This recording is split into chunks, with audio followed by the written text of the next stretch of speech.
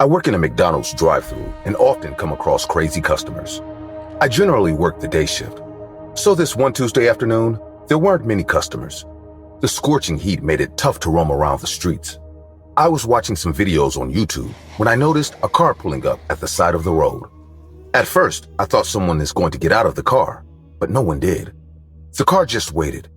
After a few seconds, the car engine again started, and now it drove to the drive-thru window. Once the car came close to the window, I saw a freaky-looking man sitting in the driver's seat. He had stringy black hair, which was probably a wig, and wore a Michael Jackson costume. His entire face was painted white to resemble MJ's iconic face. He had sunglasses on. Even though he looked the same as MJ, he had a rough spiky beard and very bad hygiene. I could smell his goat-like body odor even from all that distance.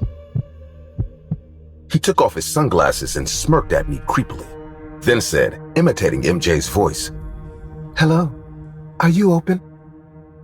Yes, of course. Welcome to McDonald's. What can I get you?" "I will have a kid's meal." "I am sorry?" "A kid's meal. Do you serve that?" "Yes, we do, sir, but..." "Call me Michael." I was grossed out by this man, and now that he was asking for a kid's meal heightened that feeling to another level. But in the end, I am here to deliver whatever the customers order, so I said in an awkward voice, "Okay, Michael, anything else with your kid's meal?" That's when he turned to the back seat, and for the first time, I noticed this little girl sitting behind him. She looked terrified and barely moved. The man smiled at her and said, "Would you like anything more, honey?" The girl shook her head from left to right, gesturing no. And then, the man began screaming at her. "How many times do I have to tell you that when I ask you a question, you answer it by speaking?" "I want my mommy." The girl started crying, and I realized something is wrong there. Seeing the girl cry, the man quickly mellowed himself down and started consoling her in a calm but creepy voice. "Don't cry. You know how much Daddy loves you. Mommy never loved you, honey. Now stop crying. Daddy is going to take you to Disneyland, and we're going to have so much fun together. All right?" "Okay." He now looked at me and said, "We are done with the show, mister. Get us our food." "Is everything all right, sir? Is that your daughter?" "I'm telling you, for the final time, call me Michael, and whether she's my daughter or not, that's none of your business, you stupid McDonald's guy." I understood if I pissed him off or interrogated him about this girl, he would drive away, and I would never be able to save that poor child if she required my help. So I began to tread carefully. "Yes, you are right, Michael. It's none of my business. I apologize for my unprofessional behavior. Kindly wait. I'll get your food." "Good, thank you." Saying this, he turned to the little girl and said, "You see, honey, people listen to Daddy when he screams. So it's not Daddy's fault. You have to raise your voice to get through this world. There's nothing bad in that." I moved away from the window so that I could call 911. I threw some chicken McNuggets in the deep fryer so that the man would think I was busy cooking. I heard him singing Billie Jean in his obnoxious, creepy voice. "Billie Jean is not my lover. She's just the girl who claims that I am the one. But the kid is not my son. No. She says I am the one. But the kid is not my son. No. It was a perfect opportunity. The man had no idea that I was calling the cops on him. He went on singing, and I explained the situation to the operator. "Yes, I think he has kidnapped her." Do you see any weapons on him? "No, not yet. Please, send the cops. The little girl is in danger." No! I quickly turned back and saw the crazy Michael had half his body inside the drive-thru window. He was holding a knife, and the little girl was sobbing uncontrollably. "I told you it was none of your business. Why did you call the cops? Can't anyone be trusted these days?" No. Saying this, he pulled the rest of his body in and lunged at me. My phone fell on the floor, but I was still connected to the 911 call. The man's eyes were bloodshot. He looked like a Michael Jackson from hell. He grabbed my throat with one hand and was all set to cut me open with the sharp, shiny knife. Please, stop. You don't have to do this. Now you will know what happens when you interfere in people's business. Die, moron! He tried to stab me, but I blocked him with my arm and the knife made a deep cut. I screamed in pain and realized he is soon to make a second attempt, and I don't have much time. I grabbed his filthy, stringy hair and punched him in the nose without giving him a second chance to contemplate this attack. He let go of me, holding his bleeding nose, and the knife fell from his hand. I quickly grabbed it before him and warned him. If you take one more step, I swear I will chop you like a pig. Fine. Don't hurt me. Don't hurt me. A few minutes later, the cops came and arrested the creep. The little girl was taken to the police station, where her mother picked her up. It was found out that the crazy MJ guy was indeed the girl's father. He was mentally damaged and obsessed with Michael Jackson. His wife divorced him and wanted to cut all ties with him because of his weird behavior. But the man decided to abduct his daughter and run away as far as possible. I am happy that I saved the girl's life, but it also makes me sad that the poor kid will have to live with such horrifying memories of her psycho dad for the rest of her life. Hey guys, I hope you're enjoying the video. If so, please leave a like.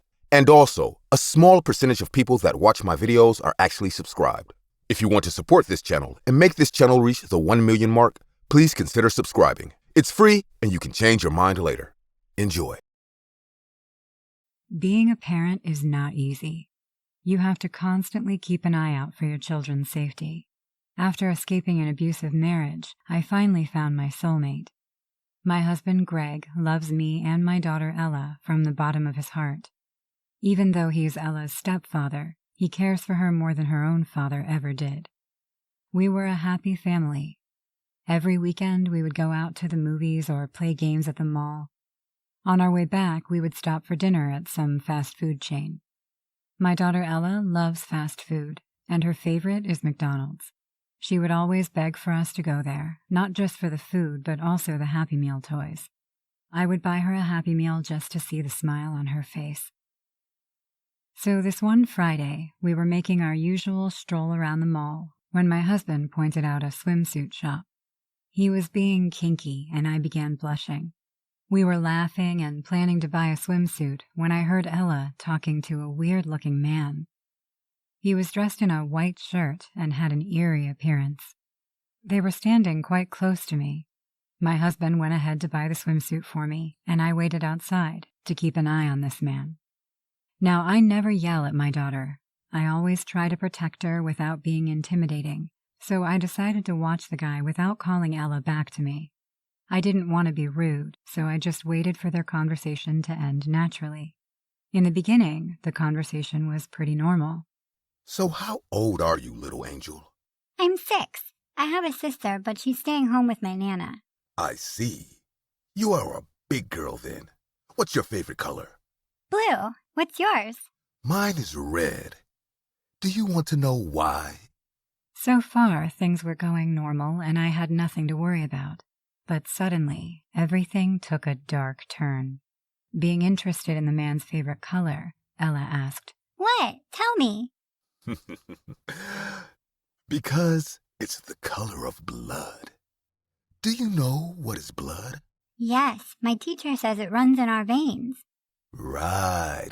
Absolutely right. But we can't see them from outside. We have to cut ourselves if we wish to see blood. I can tell you it's so much fun. My face turned pale hearing this, and I quickly walked toward them. I was furious with the man's choice of topic while speaking to a 6-year-old and couldn't contain my anger. Such words can have a damaging impact on kids, so I lost it and slapped the weird man right across his cheek. Not expecting the sudden slap, the man yelled, What the? Are you crazy? Do you really think this is what you should be telling a 6-year-old? To cut herself so she can see blood? What kind of psycho are you? People stopped to watch the drama. I went on yelling, and my husband came out hearing my loud voice. I insulted the frack out of that man, and surprisingly, he didn't even say a single word to me. Only his filthy eyes kept giving me a death stare. Once he saw people gathering around us, he quickly left the scene. My husband asked if he had done anything inappropriate, but I told him no, he was just being sketchy and saying some crazy things to our daughter. Ella got sad, and I didn't want her to think it was her fault. I hugged her and said it was the man's fault and he got what he deserved. I soon calmed down, and to cheer everybody up, we decided to go to McDonald's. The restaurant was right around the street, so we parked our car and went in. As we sat down, after ordering Ella's favorite Happy Meal and burgers and fries for us, the man at the mall slowly faded from my mind. We were cheering and laughing like a happy family while eagerly waiting for our food. A few minutes later, our order finally arrived. Look, Mommy, I got Minions. Ella showed me the cute little yellow Minion toy she got with her Happy Meal. That's great. Now finish your burger. We started eating. Ella, being a kid, likes to play with her food. She would always remove the top bun and eat the meat patty first. This time she did the same, but as she took off the top bun, I heard her cry out in disgust. Ew, Dad, there's a toenail in my burger. What? My husband and I immediately looked at her patty, and what we saw almost made me throw up. There was indeed a filthy, bloody toenail sitting on top of the patty. We had been coming to McDonald's for ages, and never once had we faced a situation like this. I heard my husband screaming for the manager. Where's the manager? What kind of sick joke is this? Sir, what happened? The manager came rushing toward us. How come there's a bloody toenail in my daughter's burger? Are you guys insane? What kind of service is this? Hearing us finding a toenail in our food, all the other customers stopped eating and started to protest for their lack of attention. The manager called out to the chef working in the kitchen. Where's the chef? Get him. I want to talk to him now. And that's when I received the shock of my life. The chef was none other than the same psycho man who I had slapped at the mall. He came limping to our table. His sick face had a huge grin, and I understood he saw us walking in here and decided to take revenge for my slap. But whose toenail was that? That's when my eyes noticed his left foot. I discovered why he was limping. He was bleeding from his big toe. There was no nail on it. The red flesh underneath was gushing out like an open wound. The man looked at me and then looked at Ella.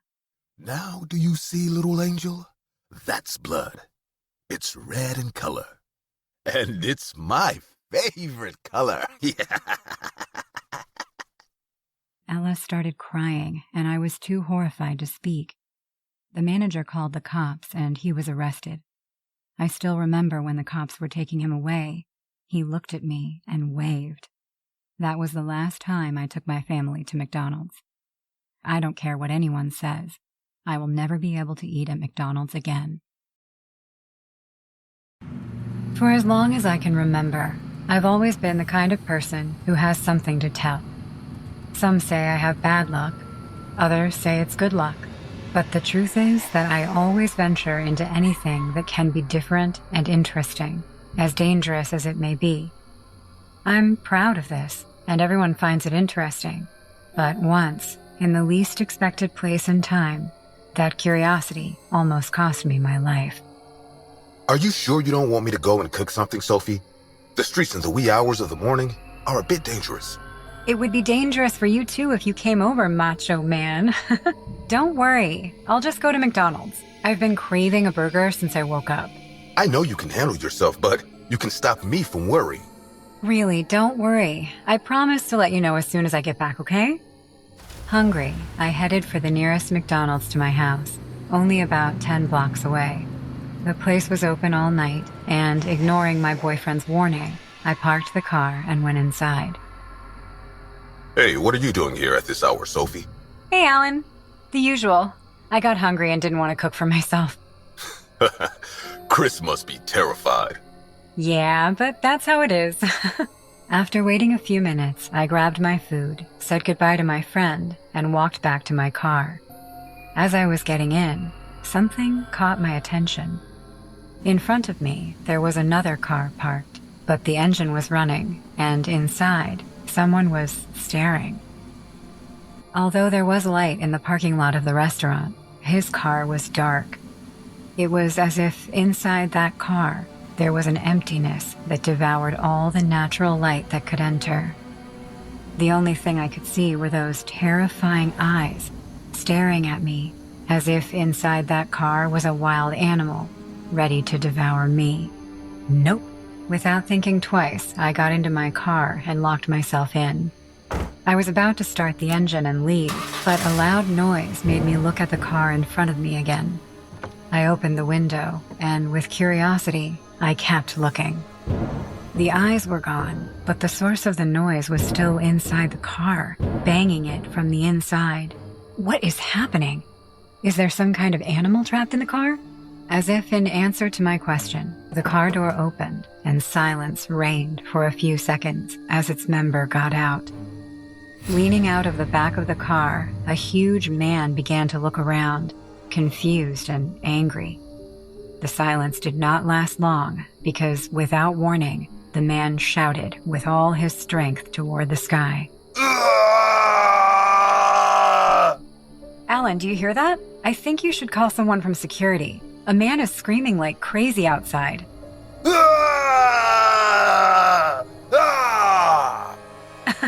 Chris is gonna freak out when he sees this. Before I could react, he jumped on the roof of his car and, still looking at me, screamed violently in my direction. I tried to start the engine, but the car wouldn't start. Meanwhile, the man jumped out of the car and came running in my direction like a rabid animal. Because of the distance, he didn't run for more than 2 seconds, but it felt like an eternity. I managed to start the car and accelerated as hard as I could. As I drove off, I heard a bang on my car, but he didn't do more than that. I had escaped. I left him behind. Terrified, I arrived home, and without getting out of the car, I breathed a sigh of relief. I opened the window to get some air while I picked up my cell phone. I felt like my head was going to explode.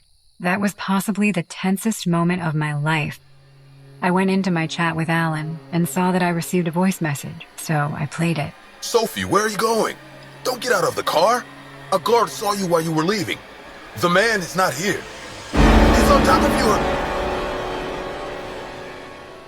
The man who had chased me before, the one I had filmed, laughing so much, was walking toward me. I was helpless. I could only crawl backward in fear, staring at him as he prepared to attack me. Suddenly, as if by a miracle, a car parked in front of us, and from it, 3 young men jumped out at the man who was stalking me. Dude, what is your problem? Leave the girl alone. With brutal and unmeasured force, the man simply threw the young man who came to my aid. The other 2 stood in front of him and tried to stop him, but neither of them could do anything against him. He just swatted them away like flies.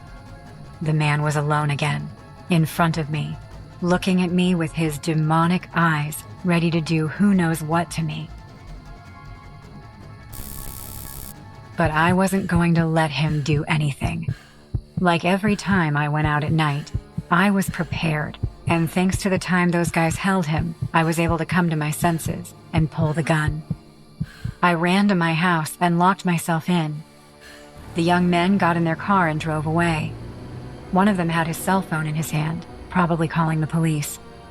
Meanwhile, as if nothing had happened to him, the man got up and came running to my door, kicking and punching it with all the anger he could muster. Just as I felt he was about to knock it down, the police arrived, and between 2 cops, they were able to stop him in time. But they were never able to find out who the man was or what he was doing. I later found out that he was committed to a psychiatric hospital, and he would probably never get out of there. The car he was in was not his, but neither could they find out who it belonged to. Me? Let's just say I still go out to eat at night, but whenever I see someone behaving strangely, I put my cell phone away and speed up as fast as I can.